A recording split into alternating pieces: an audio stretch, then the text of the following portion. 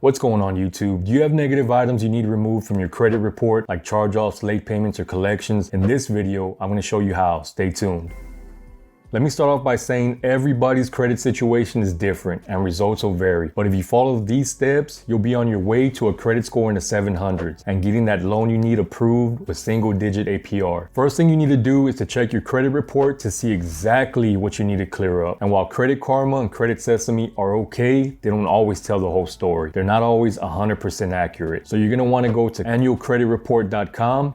All right, so you have your credit report pulled up, you've identified negative items you want to remove. Now you're going to look for inaccuracies in those accounts. If you don't know what to look for, you're going to look for things such as incorrect balance, incorrect payment history, payment terms are incorrect, creditor agreed to change your account info, or the account has been settled. These will be just a few examples you can use to determine if your account is incorrect. Before we move on to the next step, and this is very important, you're going to want to make sure you freeze your credit reports. I'll get into why you're going to want to do that in a second, but just make sure you do get confirmation that your accounts have been frozen. I'll leave links in description where you can freeze your credit reports. Once you have your security freezes in place, now it's time to prep your dispute letter. You can do this one of two ways, by snail mail or doing it quick and easily online through Equifax, Transunion, and Experian. I prefer sending the letter because when you do it online, you'll have to sign up for an account and accept terms of service, in which case you'd be giving up certain rights. For example, waiving your right to sue if they don't comply with the FCRA. Back to the dispute letter. You're going to list any and all inaccuracies on that account. Be sure to include account name, account number, copy of your driver license, and copy of your social security card, along with the current utility bill. You're going to need all those things in order for them to verify your identity and make things move a little bit smoother. I'll have a template of a dispute letter in the description you can copy. Just remember, however you fill this out, keep it simple, factual, and straight to the point. Once you send your letter out, the credit bureaus will have 30 days to respond. One thing I do want to point out, when you do mail your letter out, mail it certified or priority mail with signature confirmation. You want to make sure you get a signature confirmation. I'd mail it out priority. It's a little bit more expensive, but you do get a tracking number and you do get that signature confirmation. Certified, you do get signature confirmation, but you don't get tracking. So the reason you're freezing your accounts is because when you send these dispute letters out, the account holder will have to access your account information. And if you have a security freeze on your accounts, they won't be able to access. Essentially, they'll be locked out and they won't be able to verify the info in order to deny your claim. And if they can't verify the information to prove that the account is accurate, that account's going to have to be removed. But just like anything else, it's not 100% and won't always work on the first try. If you did get this removed on your first go round, great, but half the time there's going to be a follow-up, and that's just reality. I like to sit here and say that 100% of the time you're going to have it removed on the first try, but it doesn't always work like that. Every time you send out a letter, it's like flipping a coin. If you do get a response stating the account info is accurate, this is what you're going to do. You're going to respond asking how they verified the information. So right here, we're at a pivotal point. One of two things is going to happen. They're either going to send you a response saying how they verified the information. In that case, you're going to send out another round of letters. And if they don't respond in 30 days, which is the outcome we're hoping for, and they're legally required to do, we're going to escalate the claim to the CFPB. And if you don't want to send out another round of letters after they respond to you, you can escalate your claim directly to the CFPB without sending out more letters.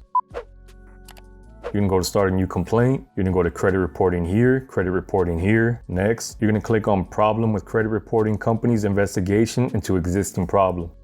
So if it's been more than 30 days and they haven't responded, you're going to click on this one right here. Or if you didn't want to send the next round of letters, you can go to their investigation did not fix an error on your report. Have you tried to fix the problem with the company? Yes. From here, you're going to enter all your account information. So right here where it asks, what would be the fair resolution to this issue? You're going to put remove item from credit report. Any additional documents that you want to add to that, credit reporting company, whichever company you're working with. You can also go to all three. So you can go to Transunion. You're going to enter your info, your date of birth, or the last four of your social, or the name as it appears on your credit report. Do you want to complain about the company? Yes or no? So from here, let's say you want to do Experian also. Have you already tried to fix the problem with the company? Yes. You want to complain about another company? We're going to go to yes.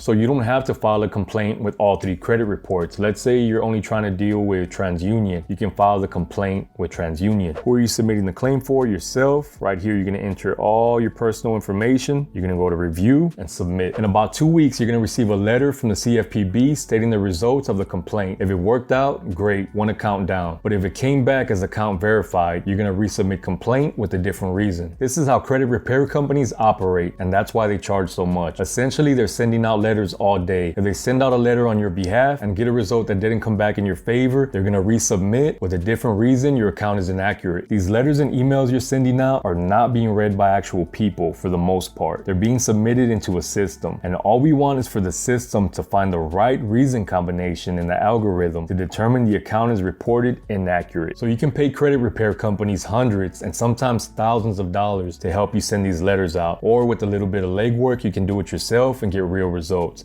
I want to thank you for watching. Subscribe and get notified. Check you on the next one.